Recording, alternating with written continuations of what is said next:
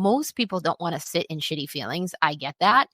But also that can be the crisis before an actual crisis happens that leads you to clarity on some of the habits that need to change for you to shift the direction or the course you are going in with your finances.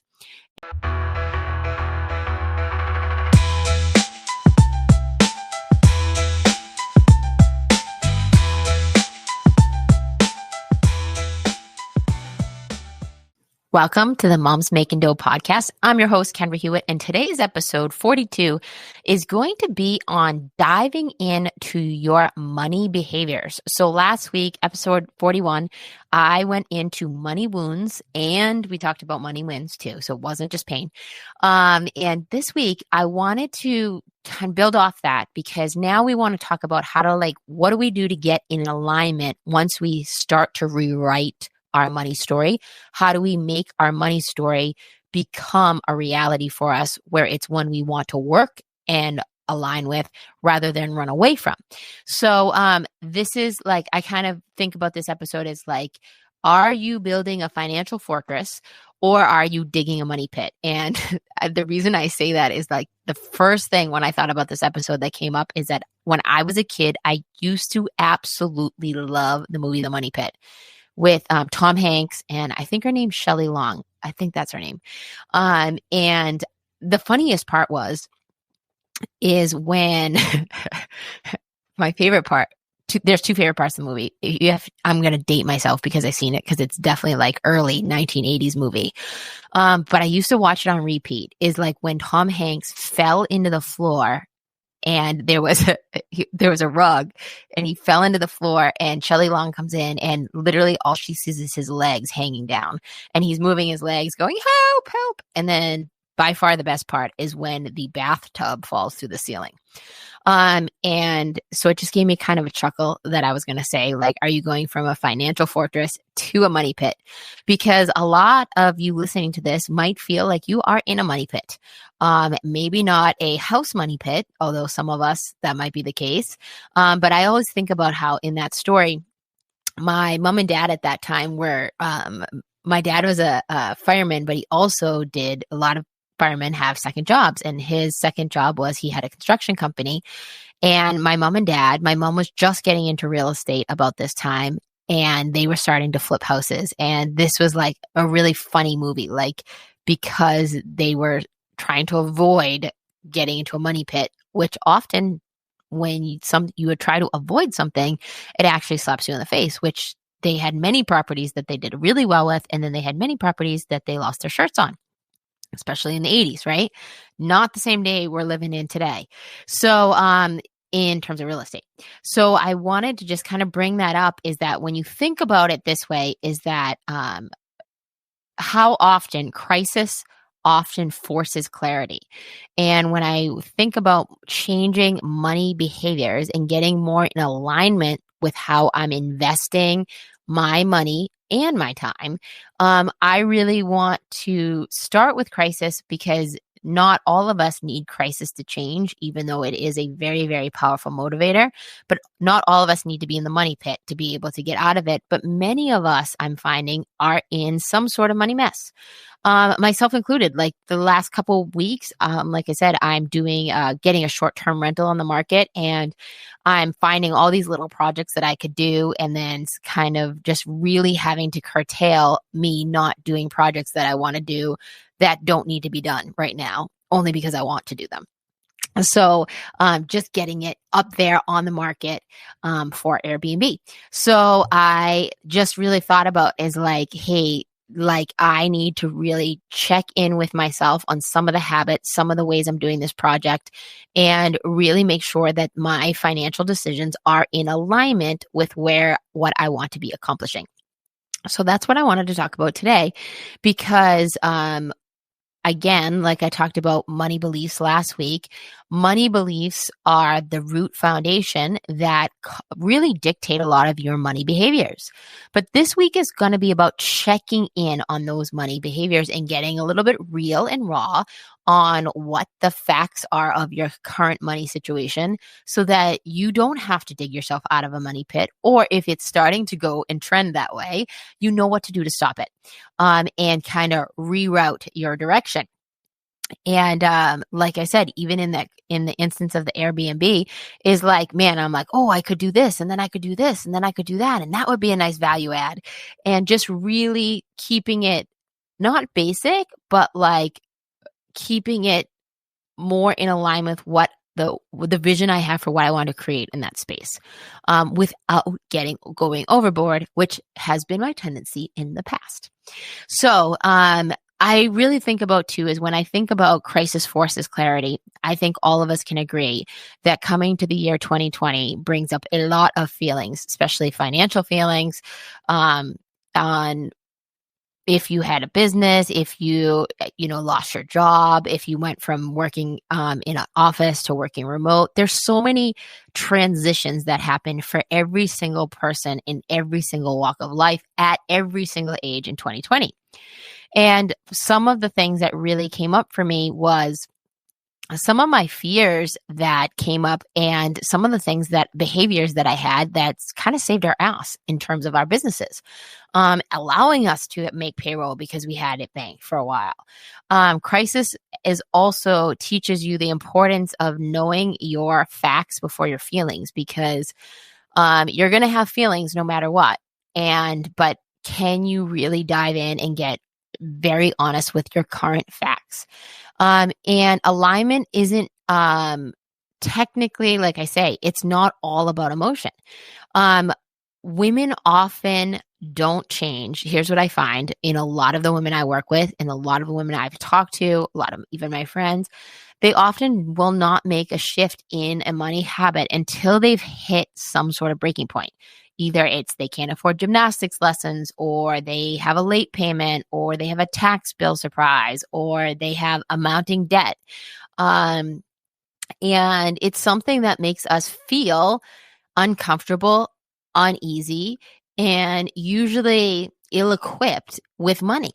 And I really want to shift that a little bit today, because I really want you to start to think about, like, are your spending habits, are your money habits in alignment with who you want to be in the future?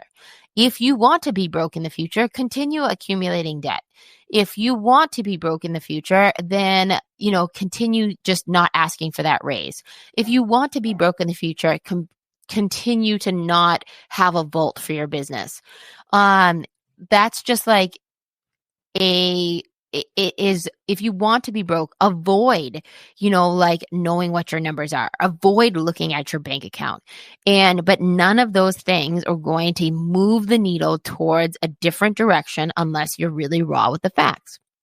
So I'm going to teach a little bit of what I like to call a framework of that you can use to kind of assess where you are at, what type of money mess you are in, if you are in one, or if you're not in a place where you're in a money mess right now, just really checking in on, like, hey, what are the habits that have got you to this place where you're not in a mess? And what do you need to do to either build or expand upon them? Or is it time to shift some things? Or is it time to stay put on some things where, like, maybe it's an investment you made and you're thinking about maybe getting out of it, but maybe it's not the best play. And so just really starting to think about, like, what are some of the habits that you have that are starting to, that are, number one, in alignment with where you want to go. But number two is, like, are maybe starting to give you a little bit too much wiggle room, or maybe they are just complete habits that are putting you in a totally opposite direction than you want to go. So let's talk about what that framework is. First of all, I want you to think about, like, your facts. And your facts, here's a couple of the things that, like, I say, like, when I list people and I ask them for facts about their money, this could be applied to both business and personal, are just some options that you could come up with and list as facts. Is like, what are your current account balances? What are your monthly debt payments or debt balances owed? What's your average monthly income? These are all really basic. What are your reoccurring expenses? Do you have an emergency fund? Do you have money set aside for taxes? Or do you make like estimated quarterly payments, and have you made them this year? These are all even good questions that like I went through myself, and as simple as they are tell a bigger picture on if you are headed towards a money pit or if you are on track to build a more financially stable fortress. Financially stable fortress. Yeah, that's what I want to say. And also, too, we said if we outline the facts, the next part of this framework is that we need to identify some of the feelings that come from these facts. So I'm going to go pick a couple themes just to go with it. So, for example, let's say it's you look at your account balances.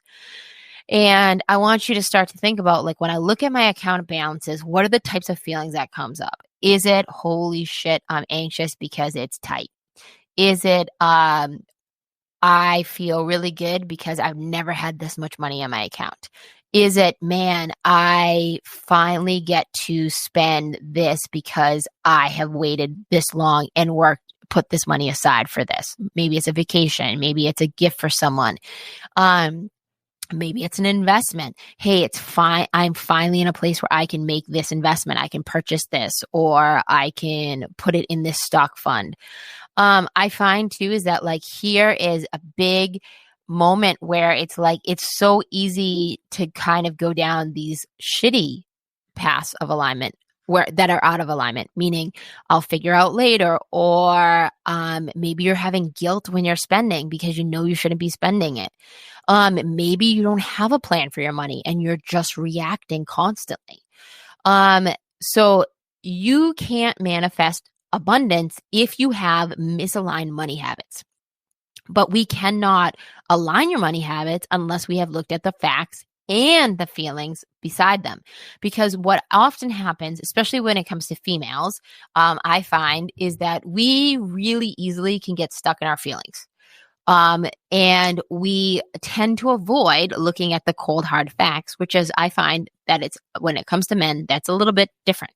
Men are typically, they feel very comfortable with, like, the facts is, this is how much is in my account. They still have feelings about it. They might not share it as openly as us females will, but this is the part of the exercise that has to be real and raw, where you're really telling the truth with your facts, and you're telling even more honest truth about how you feel about them. Because most people don't want to sit in shitty feelings. I get that. But also, that can be the crisis before an actual crisis happens that leads you to clarity on some of the habits that need to change for you to shift the direction or the course you are going in with your finances. And for example, like, you can't say you want financial freedom, but then never look at your account. You can't, or I guess maybe that's a story. Maybe there are some people that do that, but then you also can't throw out a number of like what someone you're going to charge for someone without actually really figuring out, like, is that in alignment with the type of work or product you're going to deliver? And making sure that when you are making monetary decisions, that you are able to separate the facts from the feelings, but know what to do with both of those things to align your money habits. And also too is like, when you're downloading the feelings, I call it, is like, what patterns do you notice? Which areas feel heavy? What feels really good? What emotions come up? Shame, overwhelm, tension, pride, hope. Like, they're not always crappy feelings. They could be really good ones. And that's the part of this exercise that's so important of, like I said, beyond being truthful with your facts, is really getting honest with the feelings about your facts. And then I want you to create 3 categories is the next part of this exercise that I do with myself and also like people I work with. And number 1 is we're going to put a check mark beside like what is in alignment. For example, what feels good? What feels and is going towards the direction that you want to head? Which is like, do you want to move into more financial peace, or are you okay with just staying where you're at? Are you feeling really like you're just stuck in a hole and you're never going to get out of it. Because if you stay stuck in that stuck mindset, chances are that you are never going to make any shift that is going to help you get out of the hole. So that's going to keep you stuck. It's going to keep you stagnant. It's going to keep you in scarcity. And for you to start to get momentum in your money instead of stay in the mess, that means you're going to have to make a shift that's going to produce energy in a different direction. And then that's the awesome thing about momentum is that it's the snowball effect, right? It keeps gaining and gaining and gaining, where you start gaining confidence with how you manage, how you make, and how you multiply your money. And it also gives you confidence where you start to rewrite stories and money beliefs that are keeping you stuck. The next thing you're going to do is you're going to make the next category. I like to put an exclamation point next to these items is I will write what needs adjusting. And I'm going to give you, I used this example last week. I think it's really funny that it keeps popping up for me, but it's like one of the things my husband and I realized is that we had a really expensive gym membership that we're just not using like to the full capacity that it needs to be. When my daughter was a baby and it had childcare, it really made a difference for us. Where we could drop her off. We knew she was in a safe place. She enjoyed being there. And we could get our workout in. And also too, I, at that point, used it for time to get some work done, like caught up on emails and that sort of thing. Now I don't really need that. Now she's in school, during the day and I can get a lot of that stuff done that I couldn't get done when she didn't have school. And we have a routine, my husband and I, where like we switch off on times we go to the gym. He goes a lot earlier in the morning now, and then I go when he comes home. And so we don't really need that fancy gym membership anymore for the other amenities that it offers with it. So really starting to say like, hey, this is an exclamation point. It needs some adjusting. Now, have I come up with the exact solution yet? No, I just noted that it needs some adjusting so that it's out there in the universe that I now know that is something I need to work on. It needs to go on my task list because it needs an adjustment. And then I have the next part, of course. The third is going to be an X. And the X is going to be, what are things that are out of alignment? Like they just no longer fit for my life. And I'll give you like kind of a good example is like, we've been invited to go like on, a couple trips with a couple different people. And even though I would love to spend time with those people, some of them are not in alignment with how I would like to spend our vacation time anymore. Because like there's certain things that I want to be doing. There's other countries, like maybe they're going to a country I've already gone to a couple times and I don't want to go to that country again. So it just starts to feel out of alignment. I like to go someplace new, someplace I haven't been, someplace that has history and culture and not just, be on a beach having cocktails all day. That's out of alignment with not only my healthy lifestyle, but just like how I want to be spending both my time and my money. So that's just like kind of like a quick example of it, but it's something that can be so powerful is that if you just look at these three categories, I call it the alignment checkup, where you're saying, how are my money habits? What are the ones that are in alignment? What are the ones that need adjustment? And what are the ones that are blatantly out of alignment if they're not in the other two categories we're talking about? And for example, some of the things that might be in alignment, paying myself consistently from my business. Like a lot of the business owners I work with, that is a huge first hurdle we get through is like, how do I manage my cash flow enough and that I can pay myself on a consistent basis, not just my team? How about something that's out of alignment? No plan for taxes. Maybe it's you don't have a strategy person working with you. Maybe you don't think you make enough that you need to be keeping, paying attention to your tax strategy. Maybe you just don't know what that should be. And maybe you need to hire some professional help. But that would get an X for me if I had no plan for my taxes because it's out of alignment. I don't want to be behind. I don't want to be stressed. I don't want to be anxious about that time of year. Maybe during this alignment check, one of the things that shows up for you is like you're making tons of emotional Amazon purchases. Maybe you need to take off some apps. I just did this myself. Just taking off some apps off my phones for easy access, that I don't buy from often, but it's enough that they like give me pop-ups sometimes and like send me deals. And I'm just like, not only is it a distraction, it's not in alignment with how I want to be spending my money because I do not want to be spending impulsively. Just like I limit myself like going into like places like Home Goods and stuff like that because the stuff's so cheap that it's so easy to be like, oh, that'll look nice in my house. And then next thing you know, you have all this shit you have to get rid of at Savers when you could have bought one nice thing. This is something my husband's really rubbed off on me lately. And like, I'd rather have one nicer thing than 5 pairs of shoes, like one nice pair of shoes than 5 shitty ones that I'm going to get, very little wear out of versus like my nice boots that like I paid a couple $100 for, but like I've had them for 5, 10, some of them even 15 years and they're classic. They still are like some of my most comfortable boots. But they were a larger initial investment. That's more in alignment with how I'm spending my money now. Than going, like I said, to the TJ Maxx's and the Home Goods and all of those random stops that are a couple $100 here, a couple $100 there, but then they add up to just more clutter I have to get rid of in my house, to be completely honest.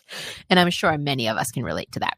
So, and then the final step in this framework on this part of the alignment check is going to choose 3 micro alignment actions, because next I want to start conditioning, like what are some of the things that I want to be starting to do as a habit that will help me move into money alignment so that I am feeling less anxious and more aligned.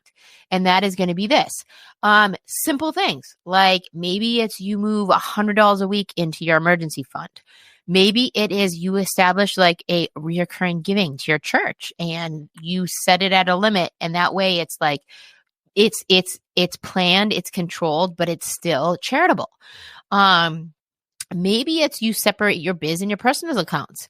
I like, this is like one first step when you're starting to manage money out of your business, but like there are some people that do still mix a lot and then they don't count that as like what they're paying themselves and or what they're spending.